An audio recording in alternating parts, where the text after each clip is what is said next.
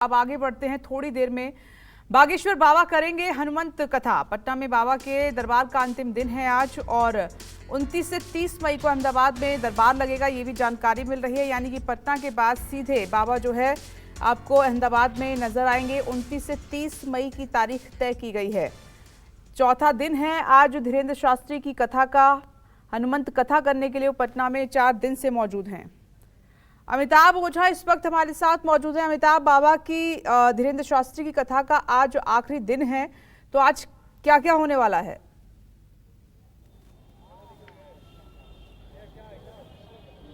जी बिल्कुल, देखिए आज बाबा धीरेन्द्र शास्त्री ने यहाँ होटल में आज सुबह में दीक्षा का कार्यक्रम दिया था। पटना के कई लोगों ने, सैकड़ों लोगों ने यहाँ दीक्षा ग्रहण किया बागेश्वर धाम की, और उसके बाद बाबा यहाँ से निकल चुके हैं अपने कथा सुनाने के लिए, क्योंकि आज 5वां और अंतिम दिन है। आज यहाँ पे नौबतपुर के तलेत पाली मठ में जहाँ पे हनुमत कथा चल रहा है वहाँ अंतिम दिन है, और उसके बाद आज बाबा आज रात को ही यहाँ से रवाना हो जाएंगे आज यहाँ पे। लेकिन उससे पहले आज उन्होंने यहाँ पे जो दीक्षा का कार्यक्रम जो रखा था उसमें शहर के कई प्रभावशाली लोग भी आए थे। कई लोग यहाँ पे दीक्षा उन्होंने ग्रहण किया, और जो बागेश्वर धाम की जो महत्व है, जो गुरु मंत्र होता है, वो गुरु मंत्र यहाँ पे उन्होंने लोगों को दिया, और इसके बाद यहाँ से वो निकले हैं, रवाना हुए हैं, और करीब यहाँ से 24 किलोमीटर दूर है वो कथा स्थल जहाँ पे उनका भागवत कथा माफ करेंगे हनुमत कथा जो है पिछले 5 दिनों से चल रहा था, और वहाँ पे आज वो शाम 6 बजे तक हनुमत कथा करेंगे, और उसके बाद आज कथा का जो कार्यक्रम था उसका समापन वहाँ विधिवत वहाँ पे समापन होगा तलेत पाली मठ में, और उसके बाद बाबा यहाँ से रवाना होने वाले हैं। लेकिन उससे पहले यहाँ पे अगर हम भक्तों की भीड़ कर दें, देखिए अभी बाबा यहाँ चले गए, लेकिन बावजूद इसके अभी यहाँ बहुत काफ़ी तादाद में लोग यहाँ मौजूद है, क्योंकि उन्हें लगता है कि फिर एक बार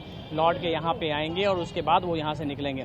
तो ये सिलसिला लगातार पिछले 5 दिनों से देखा जा रहा था, और जिस तादाद में यहाँ पर जो भक्त थे वो वहाँ पे आ रहे थे, चाहे वो होटल के सामने हो या फिर जहाँ पे कथा चल रहा था वहाँ पे करें, वहाँ की भीड़ अगर हम बात करें तो ऐसा भीड़ पटना में या फिर कहीं बिहार में पहले कभी नहीं देखा गया था एक साथ, जहाँ पे एक दिन में 5 से 6 लाख भीड़ जो है वहाँ पे आ रही थी। जो इंतजाम थे वो काफ़ी छोटे पड़ गए थे। अंत में कहना पड़ा था एचको को कि आप जहाँ हैं वहीं से रह के टीवी पर आप ये कथा सुने, यहाँ आने की ज़रूरत नहीं है। और एक बात, लेकिन कल जो कथा हुआ और कल जो उन्होंने खुद ही कहा, एक बात ये कहा कि वो बिहार में फिर आएंगे, इसके बाद गया में उनका कार्यक्रम बनना है, और गया के बाद मुजफ्फरपुर की बात कही जा रही है कि मुजफ्फरपुर में वो सितंबर के महीने में आ सकते हैं। तो लगातार बाबा ने भी कहा कि बिहार के अलग अलग हिस्सों में आएंगे, और इसी कड़ी में अगला जो कार्यक्रम होगा वो गया में होगा और उसके बाद मुजफ्फरपुर में होगा।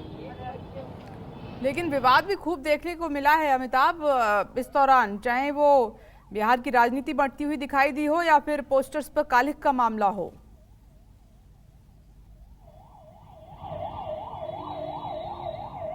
हाँ जी बिल्कुल, जब से पंडित धीरेन्द्र शास्त्री के बिहार दौरे का कार्यक्रम बना था, विवाद तब से ही शुरू हो चुका था।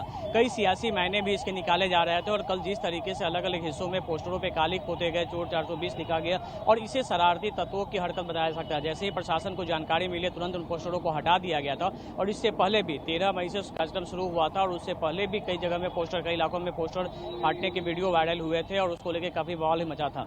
लेकिन प्रशासन ने उस स्थिति को भी कंट्रोल किया, और कल जिस तरीके से कई इलाकों में, पटना के इनकम टैक्स में, डाक बंगला में, कई इलाकों में जो पोस्टर लगे हुए थे उसमें कालिख पोता गया, चोर 420 लिखा गया, और कई जगह पोस्टर फाड़े गए थे।